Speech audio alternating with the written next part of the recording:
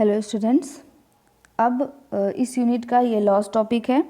इसमें आपको करना क्या है, जो प्री स्ट्रेस्ड रेक्टेंगुलर सेक्शन के लिए काम किया है हमें, वैसे तो किसी भी सेक्शन के लिए आप लोग काम जो है वो कर सकते हैं, इसमें कोई ऐसा बड़ी बात नहीं है। हमने यहाँ पर रेक्टेंगुलर सेक्शन का एग्जांपल लिया है।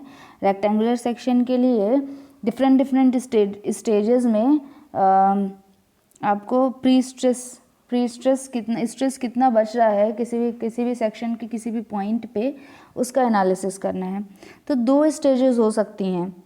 जो फर्स्ट स्टेज होता है इसे हम लोग बोलते हैं इनिशियल स्टेज।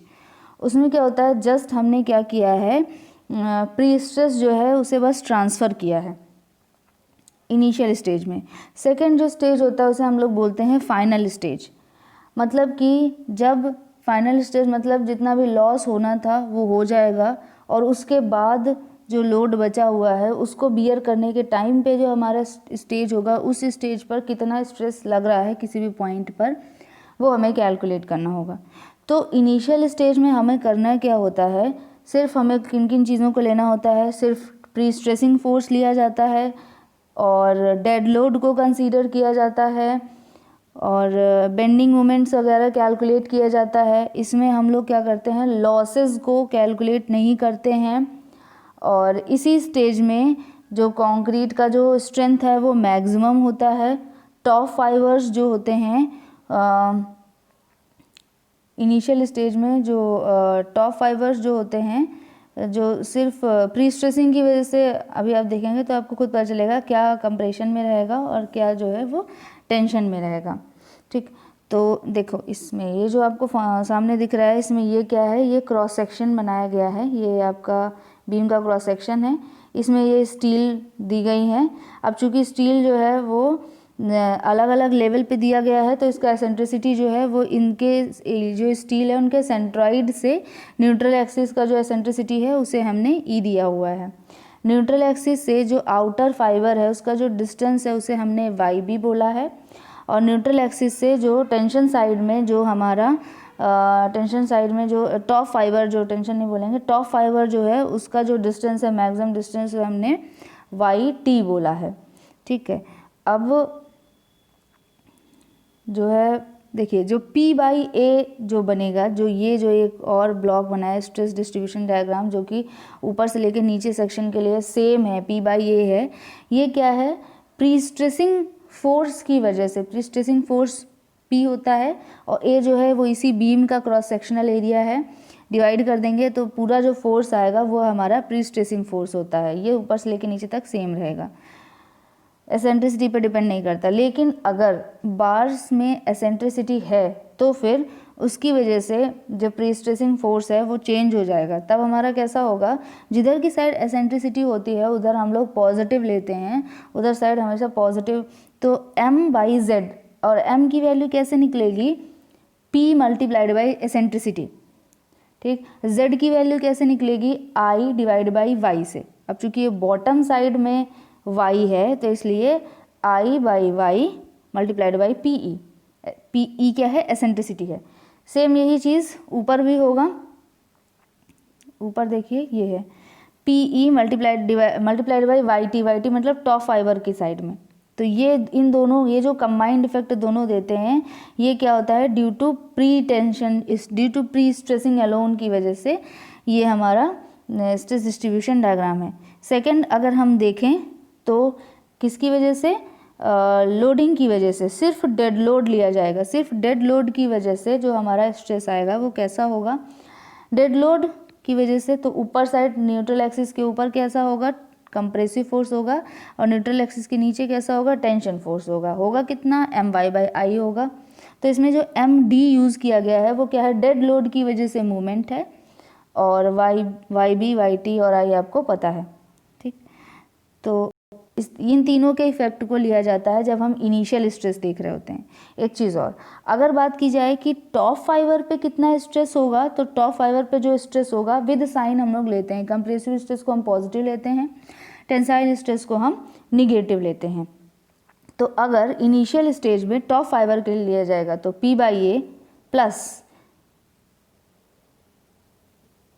डेड लोड की वजह से, मतलब M D multiplied by Y T divided by I. अब ये क्या है, ये तो टेंसाइल है, मतलब minus P E multiplied by Y T divided by I. ठीक है, इन तीनों का इफेक्ट ही लिया जाएगा। अब अगर बॉटम फाइबर के बारे में बात की जाए तो बॉटम फाइबर में P by A plus P E multiplied by Y B divided by I, दोनों कंप्रेसिव हैं, प्लस हो जाएंगे माइनस ये tension Y D multiplied by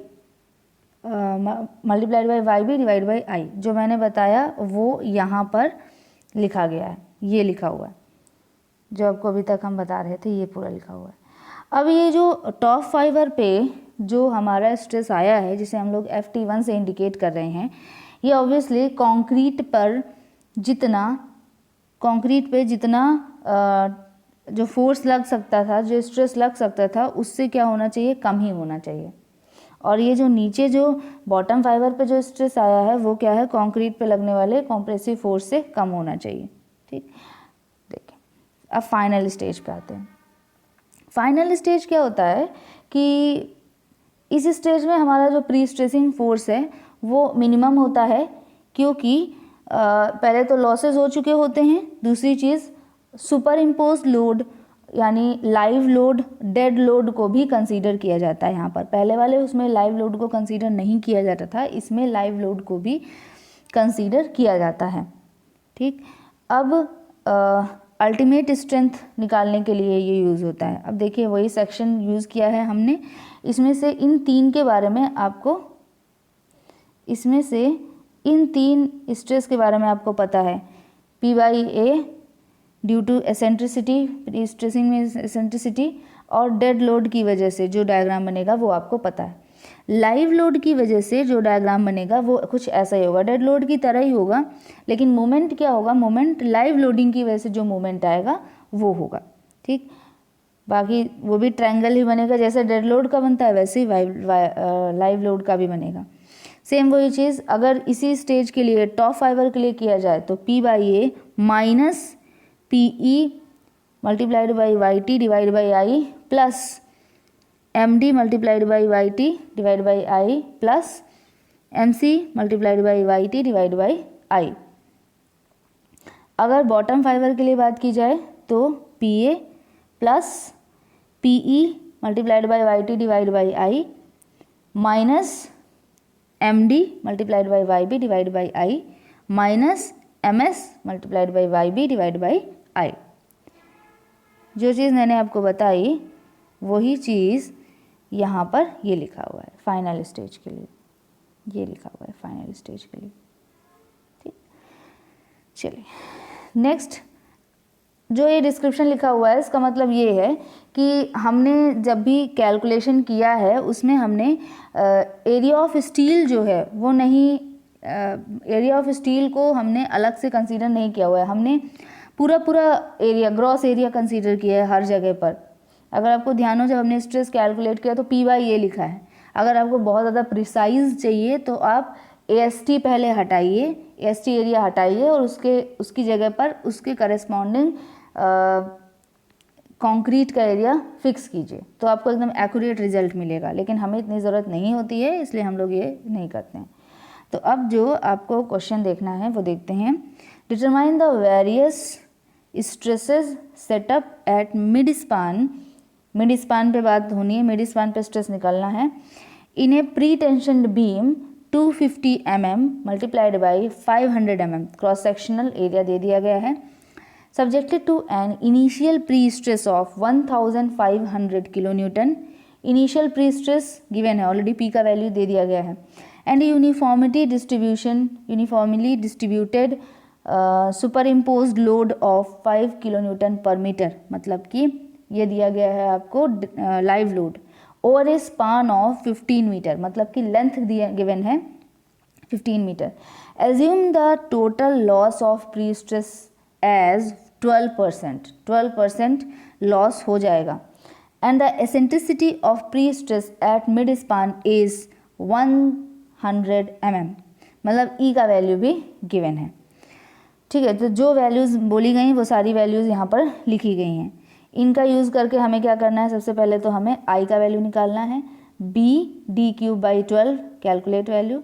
dead load of the beam कितना हो जाएगा, तो देखिए डेड लोड जो वेट होता है वो होता है 25 किलोन्यूटन पर मीटर क्यूब, और जो टोटल जो डेप्थ दिया हुआ है वो कितना है 500 mm है, और विथ कितना दिया हुआ है आपका, दिया हुआ है 250 mm। तो क्रॉस सेक्शनल एरिया से मल्टीप्लाई कर दें अगर हम, तो ये देखिए क्रॉस सेक्शनल एरिया से मल्टीप्लाई कर दें मतलब ए, और ये क्या है किलोन्यूटन पर मीटर क्यूब, तो हमारा जो डेड लोड आ गया वो यूडीएल के फॉर्म में आ गया, किसमें, पूरी लेंथ में डिस्ट्रीब्यूट होता हुआ 3.125।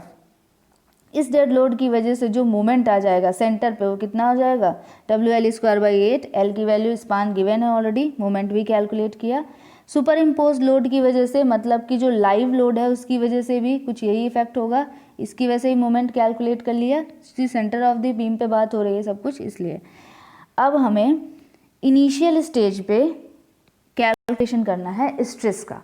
तो अभी ये जो फॉर्मूला इन्होंने लिखा है इसके बारे में पूरा डिस्कस हुआ था, ये कोई फॉर्मूला नहीं है, ये जो P/A है वो क्या है, इनिशियल स्ट्रेस है, सिर्फ प्री स्ट्रेस है, इसमें एसेंट्रिसिटी का इफेक्ट नहीं लिया गया है। ये दूसरे वाले टर्म में हमने एसेंट्रिसिटी का इफेक्ट लिया है, थर्ड वाला जो टर्म है वो डेड लोड के, क्योंकि हम इनिशियल स्टेज पे काम कर रहे हैं और टॉप फाइबर पे हैं, इसलिए ये देखिए टॉप फाइबर पे चूँकि हैं इसीलिए ये वाला टर्म माइनस है, क्योंकि उधर ऊपर जाने पर क्या हो जाता है टेंसाइल फोर्स जनरेट होने लगता है, डेड लोड में तो ऊपर साइड में क्या होगा पॉजिटिव रहता है।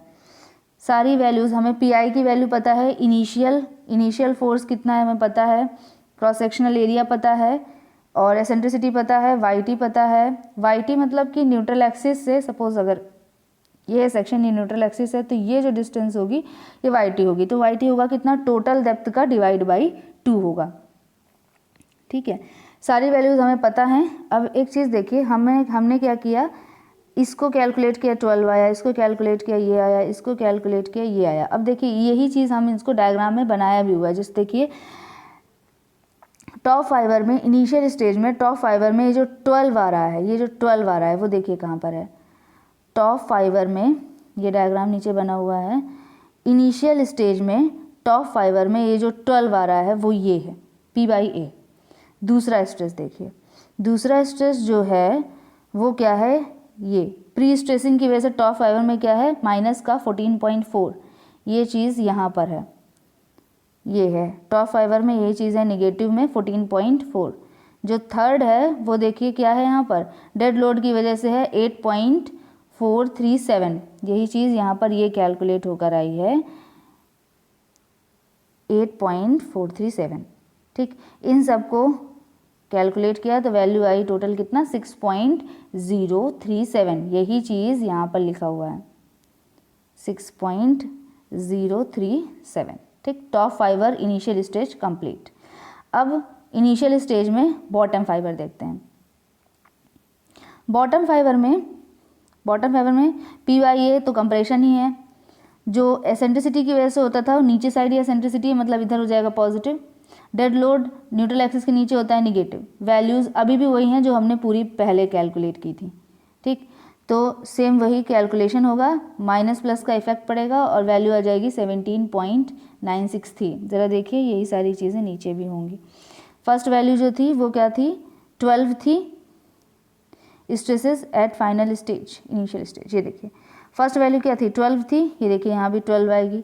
यहाँ पर पहले क्या था 14.4 था निगेटिव में, यहाँ क्या है पॉजिटिव में 14.4 है, यहाँ पॉजिटिव में था 8.437, यहाँ पे निगेटिव में है 8.437, 6.037 था, और यहाँ पे इन सब का कैलकुलेशन करने के बाद वैल्यू आई 17.963। वैल्यूज़ वही रहेंगी, प्लस माइनस का इफेक्ट रहेगा। अब हम लोग बात करते हैं फाइनल स्टेज में स्ट्रेसेस के कैलकुलेशन के लिए। तो फाइनल स्ट्रेसेस में जो P/A यूज़ होता है वो P/A क्या होता है, जितना हम लोगों ने प्री स्ट्रेसिंग था इनिशियल PI जो था उसमें लॉस हो गया, उस लॉस को हटा दें तो बचा कितना स्ट्रेस उसको लेकर कैलकुलेट होगा। तो PE का वैल्यू हमें P/IND में कैलकुलेट करना पड़ेगा। तो जो इनिशियल प्री स्ट्रेस था, इनिशियल प्री स्ट्रेस का 12% जो है वो लॉस हो गया, ये आपको देखिए क्वेश्चन में बताया गया है। ये बताया गया है कि प्री स्ट्रेस जो है वो 12% लॉस हो गया। तो जब 12% लॉस हो गया तो बचा कितना, सिर्फ बचा हमारे पास 88%। तो 12% लॉस हो जाने के बाद जो बचा है इफेक्टिव स्ट्रेस वो क्या है, 100 माइनस 12%, और इनिशियल था 1500, बचा सिर्फ इतना इफेक्टिव स्ट्रेस, यानी पी का वैल्यू हमारा इतना बचा। अब पी का वैल्यू जब इतना बचा तो अब जो कैलकुलेशन फाइनल स्टेज में, जो कैलकुलेशन में जो पी यूज़ होगा वो ये बचा हुआ पीई यूज़ होगा, इनिशियल नहीं यूज़ करेंगे, ये गलती नहीं करना है, ठीक। तो ये जो पहला है ये क्या है, पी बाई ए। दूसरा क्या है, एसेंट्रिसिटी की वजह से है, टॉप फाइबर में है इसलिए माइनस में रहेगा। इन दोनों को आप अलग अलग भी लिख सकते हैं, चाहे तो एक में भी कर सकते हैं। एक है डेड लोड की वजह से मूवमेंट और दूसरा क्या है, लाइव लोड की वजह से मूवमेंट है। Y T by T same है इसलिए हमने एक साथ कर दिया है। तो दोनों मोमेंट को हमने जोड़ा, तो दोनों मोमेंट जो है, मोमेंट तो अभी वही लाइव लोड की वजह से जो मोमेंट आया था वो भी हमने कैलकुलेट किया था, डेड लोड की वजह से भी कैलकुलेट, दोनों को प्लस कर दिया, ठीक। जब दोनों को प्लस कर दिया और सारी वैल्यूज़ जो हैं वो अभी भी वही हैं, जो पुरानी वैल्यूज़ थी वही सब थी। हाँ, बस पी का वैल्यू चेंज हुआ है और यहाँ पर लाइव लोड के इफेक्ट को भी कंसीडर किया गया है। तो अब जब पी बाई ए कंसीडर किया जाएगा तो पी बाई ए जो इंड में जो है, पी का वैल्यू ये, ए का वैल्यू ये, नेक्स्ट पीई का वैल्यू ये, multiplied by eccentricity multiplied by Y B divided by I, ये वैल्यू। नेक्स्ट जो दोनों मोमेंट को प्लस करके दिया गया, दोनों मोमेंट को प्लस करके दिया गया, multiplied by Y B divided by I. इनका कैलकुलेशन करने के बाद जो वैल्यू हमें मिली वो मिली 19.83। अभी इनको ज़रा देख लेते हैं। सबसे पहला जो है वो 10.56 है, जो टॉप फाइबर में है ये है 10.56। दूसरा वैल्यू क्या था, 12.67, जो कि है एसेंट्रिसिटी की वजह से निगेटिव में, ये है 12.56 एसेंट्रिसिटी की वजह से निगेटिव में। नेक्स्ट है पॉजिटिव का 21.94, ये वैल्यू है यहाँ पर, ये 21.94, एंड देन रिजल्टेंट आया हमारा 19.83। तो रिजल्टेंट यहाँ पर आया कितना, ये 19.83। सारी वैल्यूज़ वही रहेंगी, जो वैल्यूज़ यहाँ थी वही रहेंगी, साइन चेंज हो जाएंगे और हमारा जो वैल्यू कैलकुलेट करने पर आएगा वो आएगा 1.29।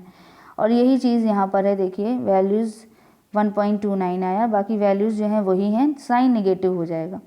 ये दोनों जो हैं वो प्री स्ट्रेसिंग की वजह से हैं। ये क्या है, डेड लोड और लाइव लोड का कंबाइंड इफेक्ट दिया गया है और ये हमारा फाइनल है कि ऐसा स्ट्रेस हमारा बनेगा, ठीक है।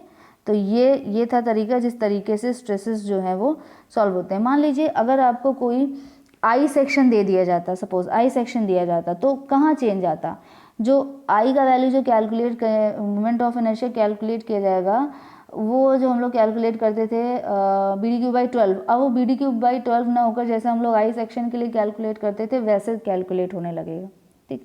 सिर्फ यहाँ पे डिफरेंस आता है, बाकी क्रॉस सेक्शनल एरिया आप अलग तरीके से कैलकुलेट करें तो बेसिक से डिफरेंस आ जाते हैं, बाकी कॉन्सेप्ट में कोई डिफरेंस नहीं आता, ठीक है। तो अभी के लिए सिर्फ इतना ही, ठीक है। अब आगे का काम जो है, यहाँ से क्या होगा, यूनिट 5 जो है वो हमारा पूरा हो गया है। अब जो डिज़ाइन ऑफ टैंक बचा है वो मैं कुछ दिन में आपको कवर करूँगी। तो अभी तक टोटल 4 यूनिट आपका कंप्लीट हो चुका है, ठीक है। Thank you students. अगर कोई आप लोगों को इसमें कुछ डाउट है तो वो आप मुझसे पूछ सकते हैं। Thank you.